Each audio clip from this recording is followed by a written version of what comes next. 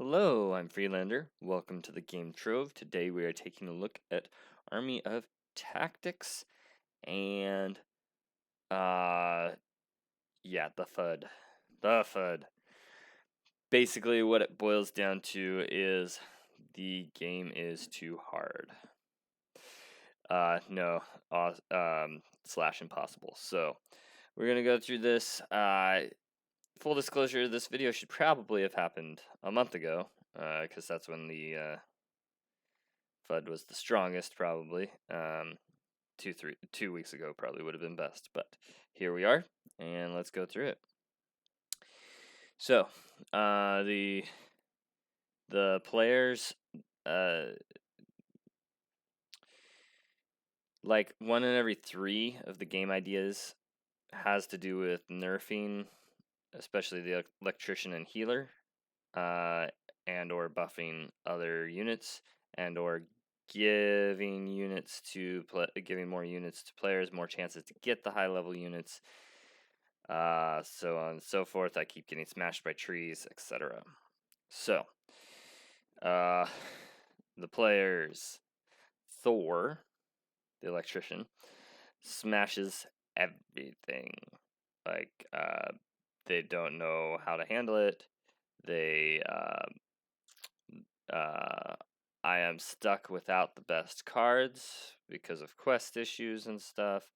And you run out of quests and don't always get the cards you're looking for. We need nerfs of some cards and buffs of others. More and infinite quests. Those are the player frustrations. Okay, the team's response, they might have more than this, but I'm just going to give a couple. There are ways for units to counter other units. I'm not sure if he should have said this, but he did say it.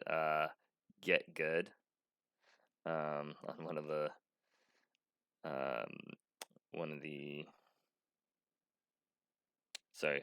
AMAs. Rarity is a part of the game economy. Okay, so those are the 2 camps. There's actually a 3rd camp. I was not expecting last night. I did a survey sweep of Discord, just informally asking questions, and I shouldn't have been like engaging in the dialogue as far as my rebuttals to things. I should have tried to keep the questions flowing, but I didn't. I don't know quite how to do that without sounding like I'm blowing off the people answering my questions. So, something to get good at. So those are the 2 things. Now, the biggest problem here is player retention. If players feel like so now I'll give you my take on this whole thing, and I'll try to keep it balanced and fair. I'm not sponsored by the team, and I am, you know me, I'm insanely bullish on this project. I still am insanely bullish on this project. I own AFC, AFG, common founders key. I suppose I don't need to say the rarity, but and the chests, 5 of the chests. I had to buy 3 of them on the secondary, because the first 2 I wasn't actually involved with the project yet, and then the 5th one I couldn't get Galaxy to work for me, so had to buy that one. Let's see. So anyway, full disclaimer there. So my take. What's my take? Player retention is the kicker here.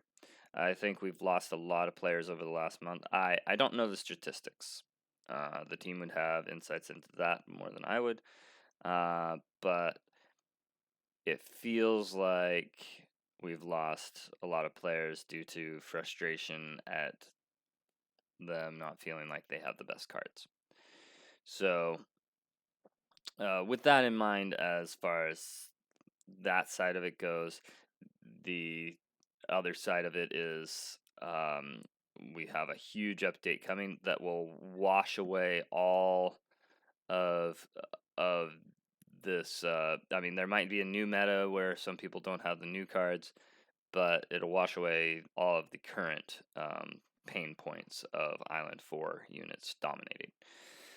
So, the timeline of it, we've got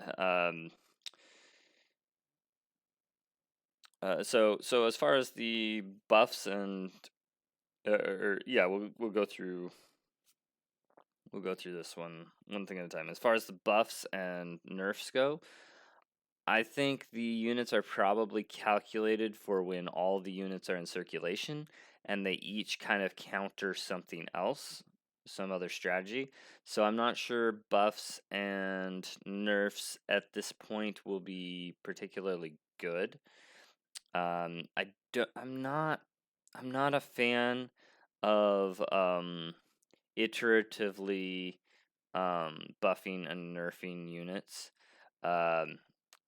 before the full game is released. I think that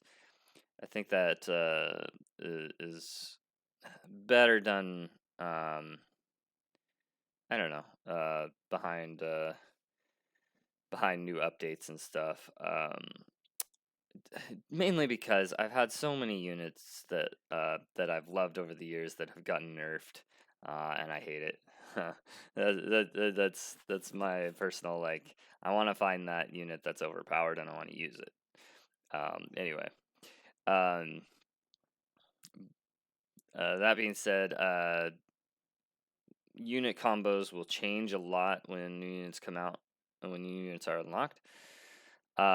Demigods will really, I think, shake up the landscape, especially since when you get demigods, then you can sell them to other players, and so there will be a way of getting those best cards, or at least I hope demigods are some of the best cards that they should be.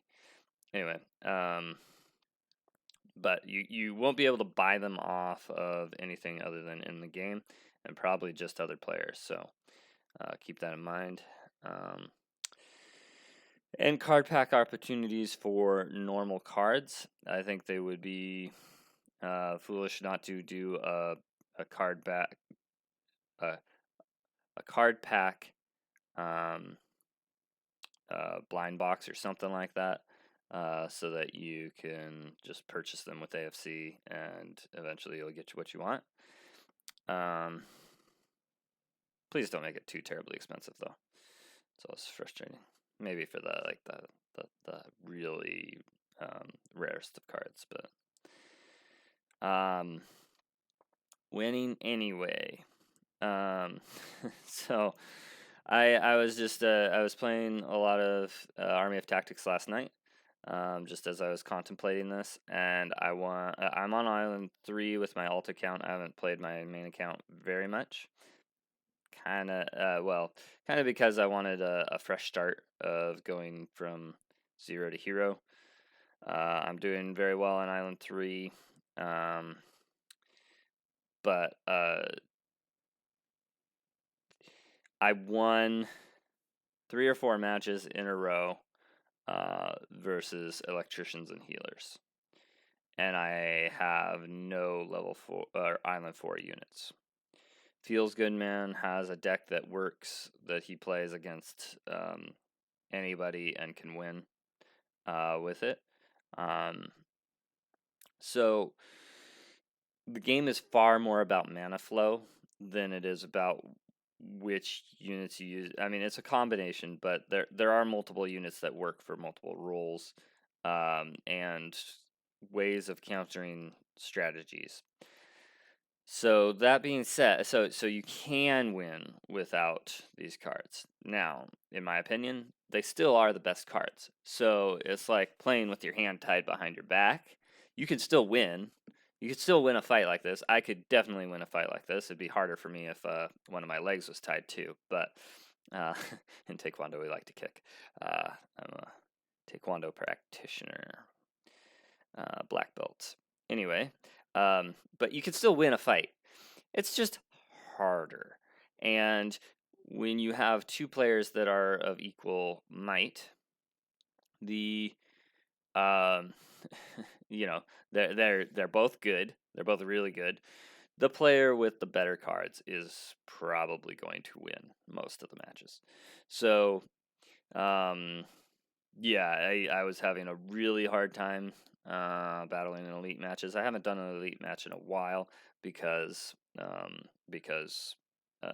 healer and electrician combination is very, very brutal for me.